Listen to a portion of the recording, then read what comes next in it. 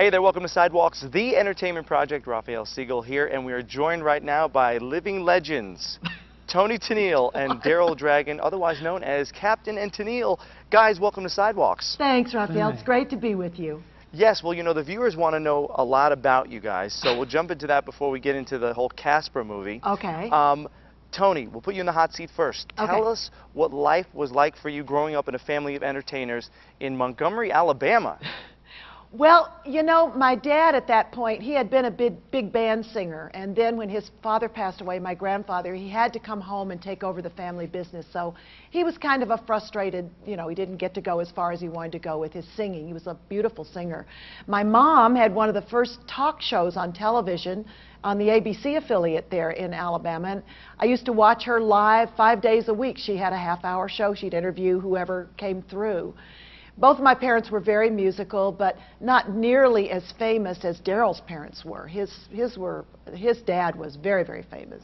That's right. I was going to go to Darrell next. Now, ironically, you also grew up in a family of musicians, entertainers.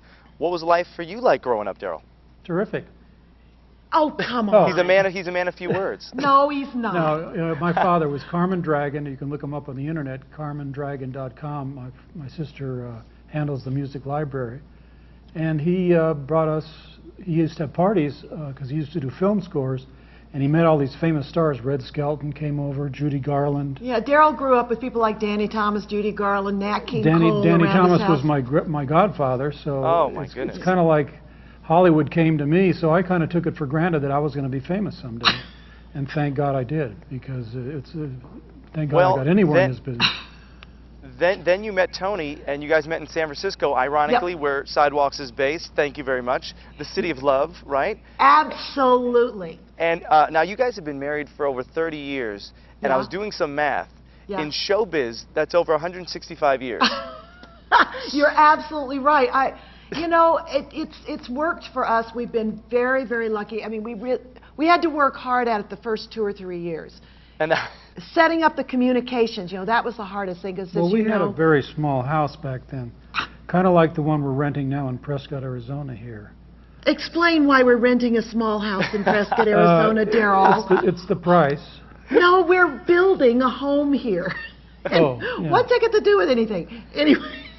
I got sidetracked. Listen, Rafael, as you can tell, Darrell is off on his wild tangents that he does sometimes, but we met in San Francisco at the Marines Memorial Theater in the lobby, and that lobby's gone now.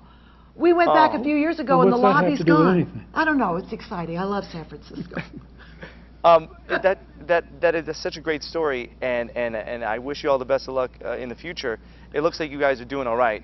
But do you think you guys deserve or get the respect that you deserve as musicians and songwriters? You know, it's really hard to tell because I think we do from people who are fans of ours. If you put me on American Idol, baby, I can. I'm going to talk to Ryan Seacrest right after this, and I'm going to get you on the show. Give me any other keyboard player. There's no question who's the captain of keyboards. You know, it's interesting because you can go on the internet now and you can read just about anything you want, and you can get into chat rooms that say pretty awful things about almost anyone. Right. And I don't do it. I don't look at them. I just really don't. So there are people, and you know, when you saw our old shows, which there were some things that were fairly silly in the Captain and Tennille shows, but there was also some wonderful music going on. So watching them, I can kind of see, while some people would say, oh, they're wonderful, and some people would say, oh, you know, Muskrat Love, you know, that kind of thing. Right. So it's hard to say. But the thing is that Darrell and I both know, you know, we were both trained as classical musicians. We each had 10 years of classical piano. There's a lot of background in what we do. So. I just can't take it anymore, so don't pick on me. Darrell's ready to find the tallest building and jump off. No, don't do that. No, that bridge will work out there. Don't do it. Don't do it, Darrell. Don't do it, Darrell. Now, you guys have touched millions and millions of people over many decades, and one such person is a lady by the name of Paula, and she's from Flushing, Queens in New York, and she claims to be, and I don't doubt it, your biggest fan, by far. Okay. And here's what she said. She emailed me this. I want to read this almost verbatim. Okay. She says, I feel content just listening to Tony's voice. It puts me in a happy mood. I'm devoted to your music and never get tired of it. If I met you, I would be overcome with joy And Paula also reads, Tony, she reads your blog every week. Oh, does she read the blog? Yeah, I started that over a year ago now, just writing on our website for our fans. It's not out in the blogosphere because you get too many weirdos, you know. You do. That's you know. true. So I just put it where people, if they're interested in Captain and Tennille, they can come and read. I'm on the blogosphere.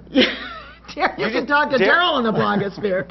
Darrell just likes to say the word blogosphere. He does. Yeah, it rings. It's one of his favorites. I think that might be your next big hit, blogosphere. Hey, what a great idea. Blogosphere, blogosphere. But, you know, people can come and they've always asked me lots and lots of questions over the years about this and that. And I write stories about, you know, stuff that's happened over the years. And I've been getting some really interesting emails from people. It's very nice to hear what they have to say. Well, it's a good way to keep in touch with your fans like Paula. It is, absolutely. And, you know, I appreciate Paula so much, and we do have people who write and say very similar things. I don't agree that Paula's our biggest fan. You don't? She didn't mention me. Oh.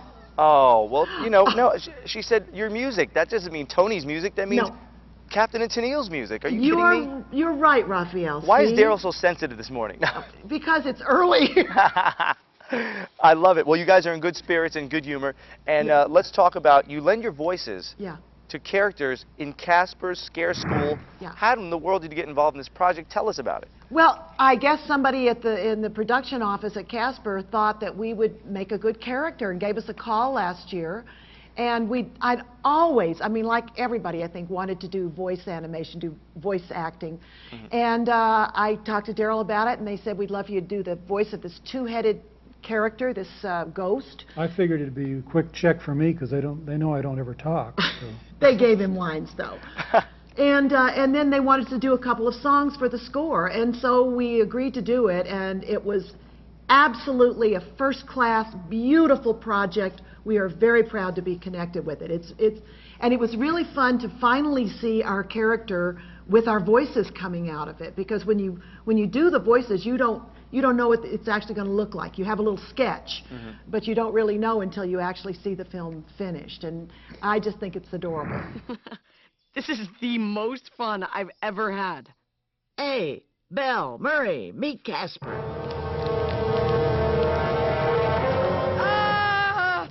Ahoy, Casper. Hello, Casper.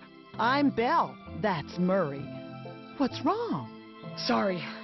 You just remind me of somebody I used to know. Yeah, we get that a lot. Alder and Dash?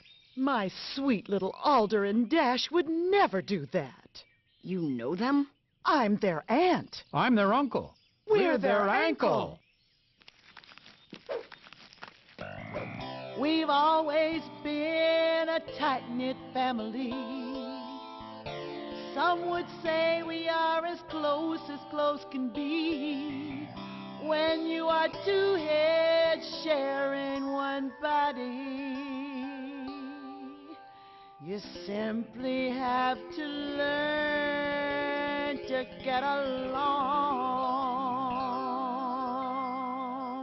Now, you're working with some big names in this project, too. Name a few: Jim Belushi, Phyllis Diller, and former Sidewalks guest Bob Saget. So, Bob Saget and Jim Belushi play a two-headed, they are the bad guys, and they are our nephews in the movie. Although we never worked in this at the same time. No, everybody does their parts separately, and then they sort of mix it all together. Right, which is sort of unfortunate that you guys can't all be in one room, all that talent. It would have been so much fun, and it would have been fun if Phyllis Diller had been around, too. She's a hoot. I've met her before. She's great. Well, I'm not sure how much time we have, because I'm notoriously bad for keeping track of time, and I don't want to step on anyone else's time here. But real quick, you guys have been in the business for so long and have had such a background. Can you give some advice to an aspiring singer, an aspiring entertainer out there who wants to make it like you guys have? You know, that is a really long other interview. There's lots to talk about because... I think the main thing you should do is get a time machine and go back 30 years and try then, because it's very difficult today because of the way the industry is. Yeah, it's very, very hard now. But the most important thing I would say to anybody who's a singer, first of all, get some lessons so you learn how to sing properly. Otherwise, you're going to lose your voice when you get out there on the road. Second of all, start working. Start working in front of audiences, anywhere you can find an audience, in a small club, you know, anywhere, to get used to it, because if you get thrown out on a stage and, you know, and you haven't had any practice, it can be pretty scary. You know, take your lessons, learn how to sing properly. It won't turn you into an opera singer. You can still sing the blues, but you'll just do it right. And you won't lose your voice, which is important. And get out there and practice. Sing in front of people and try to write your own material if you can. That's a good thing. That's great advice from Tony Tennille, right to you.